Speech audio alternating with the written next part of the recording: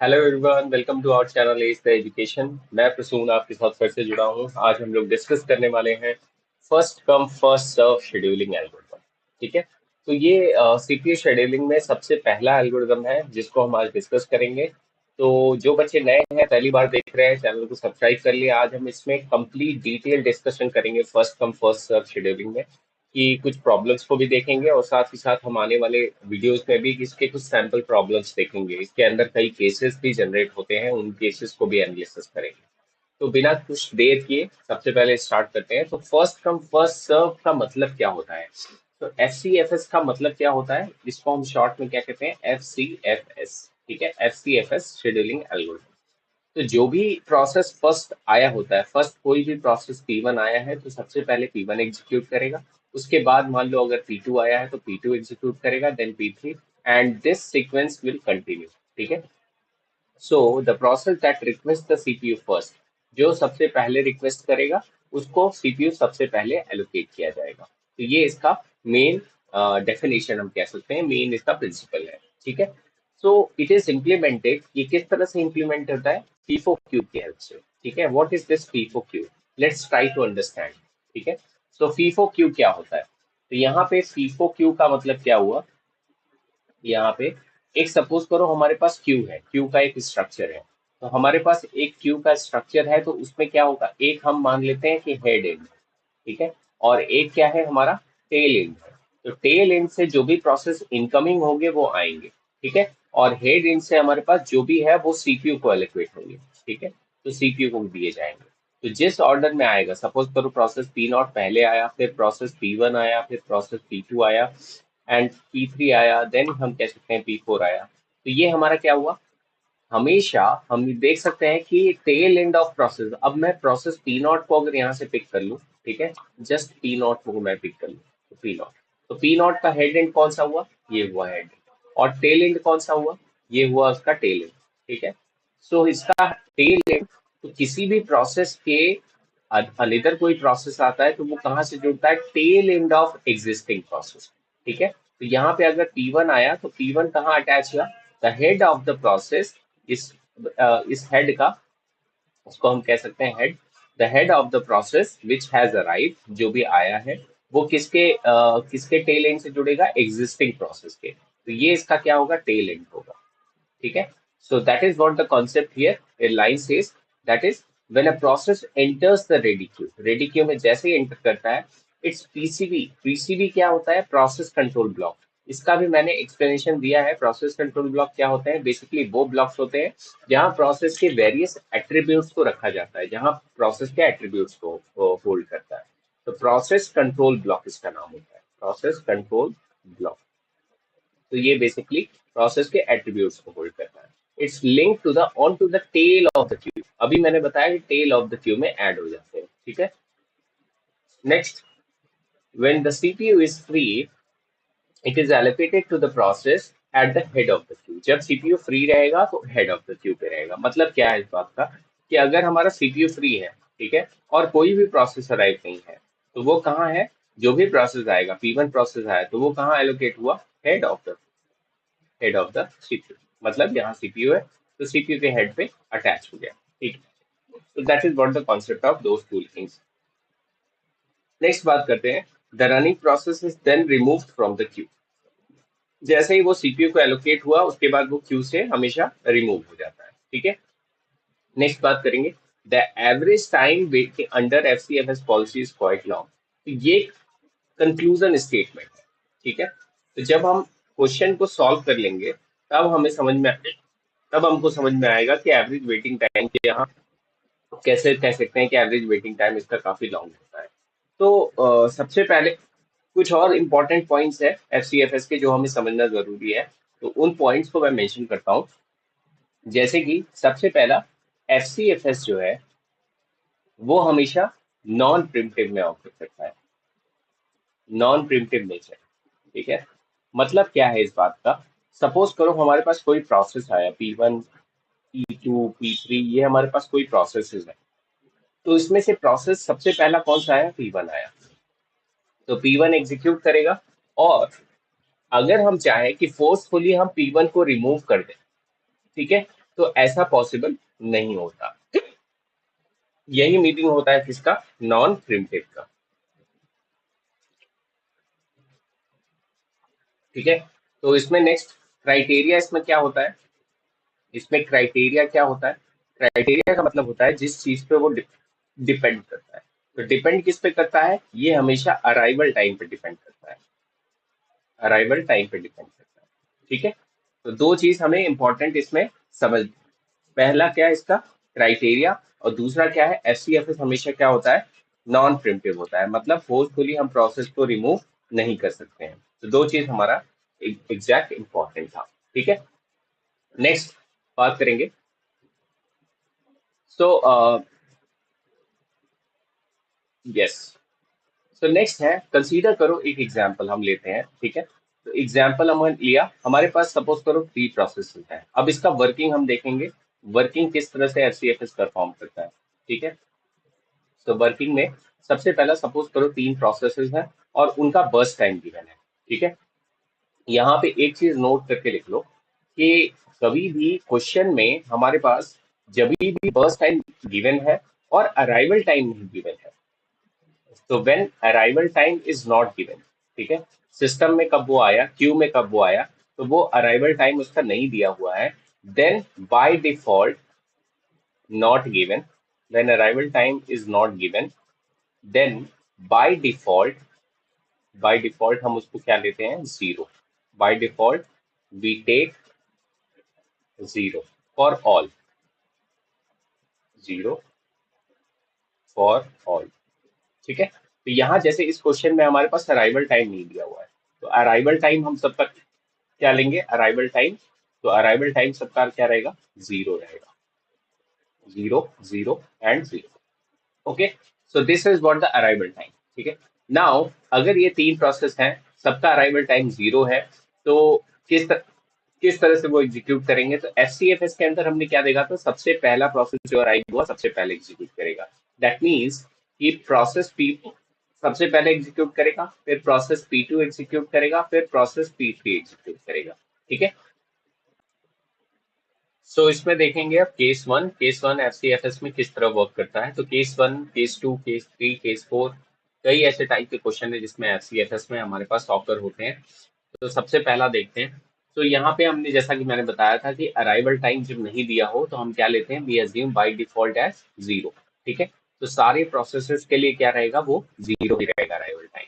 और burst time हमारा question में गिवन था, दैट इज 24, 3 एंड 3। ठीक है, ये हमारा बर्स्ट टाइम गिवन। ठीक है, नेक्स्ट बात करते हैं गैंट चार्ट क्या होता है। तो गैंट चार्ट एक ऐसा रिप्रेजेंटेशन होता है जिसमें हम पिक्टोरियल रिप्रेजेंटेशन करते हैं और दिखाते हैं कि प्रोसेस किस तरह से एग्जीक्यूट हुआ। ठीक है, उसका स्टार्टिंग टाइम क्या था, फिनिशिंग टाइम क्या था, टर्न अराउंड टाइम क्या था, वेटिंग टाइम क्या था, सारी चीजें हमें गैंट चार्ट से रिफ्लेक्ट होकर निकल के आ जाती है बाहर। तो उसके लिए हम यूज करते हैं। ठीक है, तो गैंट चार्ट कुछ इस तरीके का दिखता है, आप यहाँ देख सकते हैं। तो प्रोसेसेस का मतलब क्या होता है, इस बॉक्सेस के अंदर जो होंगे वो क्या शेड्यूल होंगे, प्रोसेसेस। और ये नीचे जो है जीरो, ये रिप्रेजेंट कर रहा है, ये क्या रिप्रेजेंट करता है, ये टाइम इंटरवल इसका रिप्रेजेंट करता है। तो हमेशा गैंट चार्ट में स्टार्टिंग टाइम इंटरवल क्या होता है, जीरो। ठीक है, तो क्वेश्चन में अगर आपका 1 से स्टार्टिंग दिया है, 2 से दिया है, 3 से दिया है, तो डजेंट मैटर, आपको स्टार्ट कहाँ से करना है, हमेशा जीरो से स्टार्ट करना है। ठीक है, तो let's solve this question using the FCFS. ठीक है, तो एफसीएफएस से अगर हम सॉल्व करेंगे तो कैसे काम होगा। ठीक है, तो सबसे पहला हम देखते हैं जीरो इंटरवल पे अराइवल टाइम हुआ प्रोसेस P1 का। तो although zero interval of time पे प्रोसेस P1, P2, P3 तीनों अराइव हो गए थे, लेकिन एफसीएफएस में हमें सबसे पहले किसको शेड्यूल करना है, प्रोसेस P1 को। So P1 is scheduled first and dispatched and it is occupied the CPU. CPU occupy कर लिया, और ये कब तक एग्जीक्यूट कर रहा है, 24 तक, क्योंकि इसका बर्स्ट टाइम क्या है, 24 है। तो वी जस्ट एड 24 हियर, 24, तो जीरो प्लस 24 कितना हो गया, 24 हो गया। ठीक है, नेक्स्ट बात करते हैं, अगला कौन सा एग्जीक्यूशन करेगा, प्रोसेस P2 एग्जीक्यूशन करेगा, क्योंकि एफसीएफएस में सेकंड प्रोसेस वो आया हुआ है। नेक्स्ट 24 में अगर हम इसका बर्स्ट टाइम देखें तो कितना है, 3 है, तो प्लस 3, तो कितना आएगा, 27 आएगा। नेक्स्ट बात करें, प्रोसेस P3 शेड्यूल होगा, तो इसका इसका बर्स्ट टाइम देखें तो कितना आएगा, प्लस 3 होगा, तो दैट इज इक्वल टू 30। मतलब 30 एक ऐसा टाइम इंटरवल है जिसमें सारे के सारे प्रोसेस अपना एग्जीक्यूशन कंप्लीट कर लिए। ठीक है, तो ये इसका कंप्लीशन टाइम हो गया। तो हर प्रोसेस का अपना कंप्लीशन टाइम होता है। जैसे प्रोसेस P1 का 24 क्या है, कंप्लीशन टाइम है, तो we write here 24 as a completion time. ठीक है। नेक्स्ट प्रोसेस P2 का कंप्लीशन टाइम क्या है, 27 है, तो हम यहाँ क्या लिखेंगे, 27। ठीक है। नेक्स्ट प्रोसेस P3 का कंप्लीशन टाइम क्या है, 30 है, तो we write here completion time of process P3 30। अगली बात आती है टर्न अराउंड टाइम की।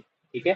तो टर्न अराउंड टाइम क्या होता है, सो सिस्टम में कब वो कंप्लीट किया अपना टास्क और कब वो आया था, that is completion time minus arrival time. तो प्रोसेस P1 का अगर हम टैग देखें तो कंप्लीशन टाइम कितना है इसका, तो हम कह सकते हैं कंप्लीशन टाइम कितना है, 24 माइनस अराइवल टाइम कितना था, 0 था। तो बेसिकली यहाँ पे सबका अराइवल टाइम क्या है, 0 है। ठीक है। तो सबका अराइवल टाइम अगर 0 है तो कंप्लीशन टाइम और टर्न अराउंड टाइम दोनों क्या होगा, सेम होगा।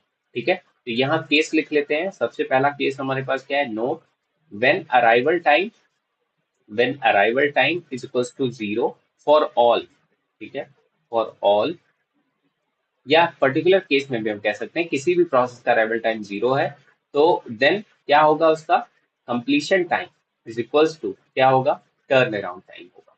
ठीक है। तो that is the first concept you need to learn. ठीक है। तो यहाँ पे 24 माइनस 0 हुआ तो यहाँ क्या आया, 24 आया। सिमिलरली प्रोसेस P2 के लिए टर्न अराउंड टाइम देखेंगे तो दैट इज 27 माइनस 0 कितना आएगा, 27 आएगा। नेक्स्ट बात करते हैं प्रोसेस P3 के लिए, तो कितना आएगा, 30 माइनस 0 इज इक्वल्स टू 30। और इसका अगर हमें एवरेज निकालना हो, एवरेज टर्न अराउंड टाइम का, तो एवरेज टर्न अराउंड टाइम का मतलब क्या होगा, तो आप कह सकते हैं कि तीनों प्रोसेस के जो भी वैल्यू आए हैं टर्न अराउंड टाइम का, तो एवरेज स्टैट अगर हमें निकालना हो तो मतलब 24 प्लस 27 प्लस 30। ठीक है। और डिवाइडेड बाय कितना हो गया, 3, टोटल नंबर ऑफ टर्म्स। तो अगर हम इसको ऐड करें तो हमारे पास कितना आता है, टोटल आएगा 81। 81 divided by 3 that is equal to कितना आएगा, 27। ठीक है। तो ये हमारा क्या आ गया, एवरेज स्टैट भी आ गया और टैट भी आ गया। तो यहाँ हम फॉलोइंग टेबल में इसको फिलअप कर लेते हैं। 24, 27 एंड 30 इसका आया। और इसका एवरेज कितना हमने निकाला, तो एवरेज स्टैट कितना आया इसका, एवरेज टर्न अराउंड टाइम हमारे पास कितना आया, दैट इज इक्वल टू 27 आया। ठीक है। नेक्स्ट बात करते हैं वेटिंग टाइम की। अब वेटिंग टाइम कैसे कैलकुलेट करते हैं, तो वेटिंग टाइम के लिए हम क्या देखते हैं, फॉर्मूला क्या है, waiting time is equal to turn around time minus burst time. ठीक है। तो टर्न अराउंड टाइम हमने निकाला है अभी ऑलरेडी। तो प्रोसेस P1 का टर्न अराउंड टाइम क्या है, 24, यहाँ से हम देख सकते हैं 24 है। तो 24 माइनस बर्स्ट टाइम कितना था इसका, 24। तो 24 माइनस 24 इज इक्वल टू 0। तो प्रोसेस P1 का बर्स्ट टाइम कितना है, 24। नेक्स्ट प्रोसेस P2 के लिए देखते हैं। P2 का कितना है turn around time, that is 27 minus burst time किसका इतना है, 3 है, तो 24 है। ठीक है। नेक्स्ट प्रोसेस P3 के लिए देखते हैं कितना होगा। यहाँ पे कितना आया टर्न अराउंड टाइम, 30 माइनस इसका बर्स्ट टाइम कितना है, 3, तो दैट इज इक्वल टू 27। ठीक है। अब इसका एवरेज अगर हमें निकालना है, एवरेज वेटिंग टाइम, तो सेम प्रोसेस हम करेंगे, sum of all divided by number of terms, number of processes. तो यहाँ पे 24 प्लस 27 और प्लस 0 होगा, तीन चीजें ऐड करनी होंगी हमें। तो डिवाइडेड बाय हम क्या करेंगे, 3। तो when it is divided by 3 it will get to the what, how much it will get, so हम कह सकते हैं 17 आंसर आएगा इसका। यस, 51 डिवाइडेड बाय अगर हम 3 करेंगे तो हमारे पास कितना आएगा, 17 आएगा। तो 17 इसका क्या हो गया, एवरेज वेटिंग टाइम हो गया। तो वेटिंग टाइम भी लिख लेते हैं सबका। पहले का वेटिंग टाइम कितना था, 0, दूसरे का वेटिंग टाइम 24 और तीसरे का वेटिंग टाइम कितना है हमारे पास, दैट इज 27। और एवरेज वेटिंग टाइम कितना निकल के आया, एवरेज वेटिंग टाइम हमारे पास कितना निकल के आया, दैट इज इक्वल टू 70। ठीक है। तो ये मैंने बहुत ही स्लो से किया है सो दैट कि आपको समझ में आ जाए सारी चीजें किस तरह होगी। ठीक है। अब देखो वेटिंग टाइम का सिग्निफिकेंस क्या है, यहाँ पे वेटिंग टाइम जो है हमारे पास, इसका सिग्निफिकेंस क्या है। तो वेटिंग टाइम कह रहा है कि किस टाइम पे हम प्रोसेस मतलब एलोकेट हुआ, हम कह सकते हैं प्रोसेस P2 कब हुआ, 24 पे। तो देखो प्रोसेस P2 का क्या है हमारे पास, वेटिंग टाइम कितना है, 24, मतलब 24 के बाद उसको सीपीयू मिला, तो 24 तक उसने वेट किया। नेक्स्ट प्रोसेस P3 को कब मिला सीपीयू, 27 पे, तो उसका वेटिंग टाइम कितना है, 27 है। तो this is the meaning of this waiting time. ठीक है। तो ये हमारा क्या था, इसमें निकाला। तो इसमें अगर हम कंक्लूजन की बात करें तो हमारे पास एवरेज वेटिंग टाइम कब कितना आया, एवरेज वेटिंग टाइम हमारे पास 17 आया, ठीक है। और एवरेज टर्न अराउंड टाइम कितना आया हमारे पास? टर्न अराउंड टाइम हमारे पास कितना आया? वी हैव कम दैट 27, ठीक है। ये कब आया? जब हमारे पास ऑर्डर क्या था प्रोसेस का? P1 था, P2 था और P3 था। ये इसका ऑर्डरिंग था। पहले P1 एग्जीक्यूट किया, देन P2 एग्जीक्यूट किया, देन P3 एग्जीक्यूट किया। तो ये अगर ऑर्डर रहा तो हमारे पास एवरेज वेटिंग टाइम 17 आएगा, एवरेज स्टार्ट कितना आएगा? 27 आएगा, ठीक है। अब इसमें एक नया केस देखते हैं। अब देखो, इसमें अगर हम प्रोसेसेस को रिवर्स कर लेते हैं, ठीक है, क्या मतलब है इस बात का? तो अगर देखो हमारे पास प्रोसेस P1 जो था वो कितने का उसका बर्स्ट टाइम था? 24 का था। प्रोसेस P2 का अगर हम देखें तो कितना बर्स्ट टाइम था? 3 था। प्रोसेस P3 को देखें तो कितना बर्स्ट टाइम था? इसका 3 था। तो क्या हम कह सकते हैं ये दोनों शॉर्टर बर्स्ट टाइम है? शॉर्टर बर्स्ट टाइम है, शॉर्टर बर्स्ट टाइम है, यस। एंड ये इसका बर्स्ट टाइम क्या है? लॉन्गर है, करेक्ट। तो अगर लॉन्गर हो रहा है तो इन दोनों को काफी देर तक वेट करना पड़ रहा है, मतलब इन दोनों का वेटिंग टाइम काफी ज्यादा है। लेकिन यही अगर हम शॉर्टर को कर दें, अगर हम इसको रिवर्स कर दें तो रिवर्स करने पे क्या होगा? कह सकते हैं कि यहाँ पे प्रोसेस, मान लो हम ऑर्डर ले लेते हैं, P2 ले लेते हैं, फिर P3 ले लेते हैं, फिर उसके बाद हम P1 को एग्जीक्यूट कराते हैं। तो तब के केस में हमारे पास वेटिंग टाइम क्या होगा या टर्न अराउंड टाइम क्या होगा, ठीक है। तो अगर हम इसको देखें, एनालिसिस करें, तो यहाँ पे अराइवल टाइम सबका क्या है? 0 है, तो हम 0 0 ले सकते हैं, ठीक है। Really sorry for that. So सबसे पहले हम क्या लेंगे? अराइवल टाइम सबका क्या है? 0 है, तो ये किस क्या हो गया? सबका अराइवल टाइम हो गया। नेक्स्ट हम कह सकते हैं इसका भी 0 है, तो बर्स्ट टाइम इसका क्या है? हम कह सकते हैं बर्स्ट टाइम इसका क्या है? 3, इसका भी 3, एंड इसका क्या है? 24। नेक्स्ट हम इसको अगर गैंट चार्ट से रिप्रेजेंट करते हैं तो किस तरह से रिप्रेजेंट होगा? अब आप इसको बहुत तेजी से एग्जीक्यूट कर सकते हो। जैसे 0 पे है क्या? इसका अराइवल टाइम था। कौन सा प्रोसेस सबसे पहले आया? एफ P2 सबसे पहले आया, तो उसने 3 इंटरवल ऑफ टाइम तक एग्जीक्यूट किया। फिर प्रोसेस P3 आया, तो उसने भी 3 इंटरवल ऑफ टाइम तक एग्जीक्यूट किया। फिर 24 बर्स्ट टाइम किसका है? P1 का है, तो वो उसने एग्जीक्यूट किया और 30 तक एग्जीक्यूट किया, ठीक है। अब इसमें देखो, अगर हमें टैट देखना है इसका, तो एवरेज टैट हम कब निकालते हैं? तो यहाँ पे कंप्लीशन टाइम कितना है यहाँ पे? तो कंप्लीशन टाइम की अगर हम बात करें, P2 कब कंप्लीट किया? थर्ड इंटरवल पे। तो P3 कब इंटरवल किया? सिक्स इंटरवल पे, ठीक है। और P1 कब कंप्लीट किया? 30 पे, ठीक है। सो नेक्स्ट हम देखते हैं इसमें टैट कैसे निकालना है। तो टैट के लिए हम क्या फॉर्मूला यूज करते हैं? So TAT is equals to completion time minus arrival time, ठीक है। सो कंप्लीशन टाइम कितना है इसका? 3 है, 3 माइनस 0, तो मतलब यहाँ पे सबका अराइवल टाइम 0 है, तो जो भी कंप्लीशन टाइम होगा वही टैट होगा उसका। तो हम क्या लिखे? 3, 6 एंड 30, ठीक है। सो अगर इसको एवरेज टैट हम निकालने की कोशिश करें तो कितना आएगा? हम कह सकते हैं 39 आएगा हमारे पास। तो 39 को अगर हम 3 से डिवाइड करें, ठीक है, एवरेज स्टैट अगर निकालें, 39 को 3 से डिवाइड करें तो हमारे पास कितना आएगा? 13 आएगा। तो 13 इसका एवरेज टर्न अराउंड टाइम होगा, ठीक है। So average turn around time कितना आ रहा है? एवरेज स्टैट कितना आ रहा है? हम कह सकते हैं 13 आ रहा है। और अब एवरेज वेटिंग टाइम कितना आएगा? तो वेटिंग टाइम के लिए हम क्या करेंगे? वेटिंग टाइम भी हमें देखना है।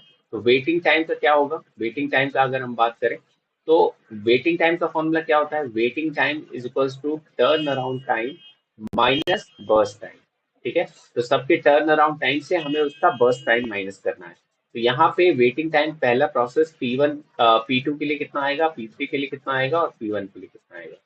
तो वेटिंग टाइम देखते हैं। तो turn around time of process P2 कितना है? 3 है, और उसका बर्स्ट टाइम भी क्या है? 3 है। तो सबसे पहला क्या आएगा? 3, देन आएगा 6 माइनस 3, तो that is equal to 3, then again 30 minus 24, कितना आएगा यहाँ पे? 6 आएगा। तो इसका एवरेज अगर हम निकालें तो कितना आएगा? सो कितना आया? 6 माइनस 3, अच्छा यहाँ पे 0 आएगा, okay, I am really sorry, really sorry, यहाँ पे 0 आएगा। सो यहाँ टोटल आया 9, और 9 डिवाइडेड बाई 3 करेंगे तो कितना? 3 आएगा, दैट इज एवरेज। एवरेज क्या आएगा हमारे पास? ये हमारा वेटिंग टाइम, ठीक है। तो हमने देखा वेटिंग टाइम कितना आ रहा है? 3 आ रहा है। इन दोनों केसेस में हम ध्यान से देखो, ये कब आ रहा है रिजल्ट? जब हमारे पास ऑर्डर क्या था? P2, P3 एंड P1 था। और पिछले केस में हमने जो देखा, पिछले केस में हमारे पास जब ऑर्डर, हमारे पास क्या था, P1 P2 P3 था, ये ऑर्डर था। ठीक है, तो उस टाइम पे हमारा विबरी वेटिंग कितना आ रहा है, 17 आ रहा है, और टैट कितना आ रहा है, ज्यादा आ रहा है। तो इस मतलब इसका क्या कंक्लूजन है, ऐसे ही कंक्लूजन बेस्ड क्वेश्चन पूछता है, चाहे आपका गेट हो चाहे यूजीसी नेट हो। ठीक है, तो अब देखो, अब हम कह सकते हैं यहाँ पे, अब हम कह सकते हैं यहाँ पे, तो अगर यहाँ पे हमारे पास अगर हैवी प्रोसेस सबसे पहले आ जा रहा है, ठीक है, तो ये क्या रिजल्ट करता है, इसको हम कहते हैं, ऐसा रिजल्ट होता है क्या, कॉनवे इफेक्ट कहलाता है इसको। ठीक है, मतलब क्या, तो जितने भी all other process wait for the one big process, एक बिग प्रोसेस को कंप्लीट करने के लिए वेट कर रहे होते हैं, तो ऐसे इफेक्ट को हम क्या बोलते हैं, कॉनवे इफेक्ट बोलते हैं। ठीक है, और इस इफेक्ट के कारण हमारा सीपीयू का यूटिलाइजेशन लो होता है, ठीक है, डिवाइस यूटिलाइजेशन, और माइट बी पॉसिबल, क्या हम कह सकते हैं कि अगर हम if shorter process were allocated to first, तब हमारा डिवाइस यूटिलाइजेशन क्या हो, काफी अच्छा हो सकता है। ठीक है, तो इस केस में हमने देखा कि सबसे पहला सबसे बड़ा बर्स्ट टाइम को हमने एलोकेट किया था, फिर छोटे वाले को किया, फिर छोटे वाले को किया। लेकिन हम अगर ऑर्डर का सीक्वेंस बदल देते हैं, अगर हम कुछ इस ऑर्डर में रखते हैं, तो उस केस में क्या होता है, चेंजेस होते हैं। ठीक है, सो क्या रिजल्ट होता है इसका, तो इसका कंक्लूजन हम देख सकते हैं, कंक्लूजन में हम क्या देख सकते हैं कि अगर हमें मान लो, पहला हमने जो गैंट चार्ट देखा था इस प्रोसेस पे किया था, ठीक है, तो यहाँ पे ऑर्डरिंग क्या था, P1 P2 और P3 का ऑर्डर था। ठीक है, इस ऑर्डर में किया, तो हमारा कंप्लीशन यहाँ पे एवरेज वेटिंग टाइम भी ज्यादा आ रहा था, एवरेज टर्न अराउंड टाइम भी ज्यादा आ रहा था। लेकिन अगर हमने order P2 P3 and P1 का ऑर्डर रखा होता, that is shorter burst time पहले एग्जीक्यूट किया हुआ था, बाद में हमने बड़े बर्स्ट टाइम को एग्जीक्यूट किया हुआ। ठीक है, तो हमारा कितना आता, 3 मिली सेकेंड, जो कि हमने अभी अभी देखा। ठीक है, तो इसका मतलब क्या है, इसका मतलब ये है कि हमें सबसे पहले क्या लेना चाहिए, सबसे पहले शॉर्टर लेना चाहिए, सो दैट की एग्जीक्यूशन और इसका वेटिंग टाइम हमारा कम आए। ठीक है, सो यही क्या कंक्लूजन है इसका। तो अब हम आते हैं सबसे पहले पेज पे, जहां पे हमने देखा था कि उस कंक्लूजन वाले लाइन का क्या मतलब है। ठीक है, तो उस कंक्लूजन वाले लाइन का मतलब क्या है, अब देखो, इस कंक्लूजन वाले लाइन का मतलब क्या होता है, average waiting time under FCFS policy. FCFS policy में काफी क्या होता है, लॉन्ग होता है, यही मीनिंग था, this is what the conclusion of it. और इस पे हमारे पास क्वेश्चन भी फ्रेम हुए, प्रीवियस ईयर क्वेश्चंस। ठीक है, so that is the concept of what FCFS in the first case। तो हमने पहला केस हमने देख लिया, तो इसीलिए हम क्या करते हैं, सबसे पहले शॉर्टर बर्स्ट ऑफ टाइम पे जाते हैं। ठीक है, तो शॉर्टर बर्स्ट ऑफ टाइम पे जाने का हमारा यही पर्पस होता है। तो ये क्या था फ्रेंड्स, हमारा सबसे पहला FCFS ऑर्डर था, जिसमें हमने डिस्कस किया इसका कंप्लीट सिनेरियो किस तरह वर्क करता है, क्या चेंजेस सिनेरियो इसमें ऑर्डर कर सकते हैं, और इसके कुछ एग्जांपल्स हम आने वाले लेक्चर्स में कंटिन्यू करेंगे। तो देखते रहिए, जुड़े रहिए मेरे साथ। अगर आप पहली बार देख रहे हैं चैनल को, तो प्लीज सब्सक्राइब द चैनल अगर आपको समझ में आया है अच्छे तरीके से, क्योंकि इन सब शेड्यूलिंग एल्गोरिदम को आपको कैसे भी घुमा के पूछा जा सकता है। तो हर चीज, हर हर एंगल हमें देख के चलना है इसको। ठीक है, so thank you so much for watching. I'll be coming with the solved problem of the CFS in the next video. Thank you so much.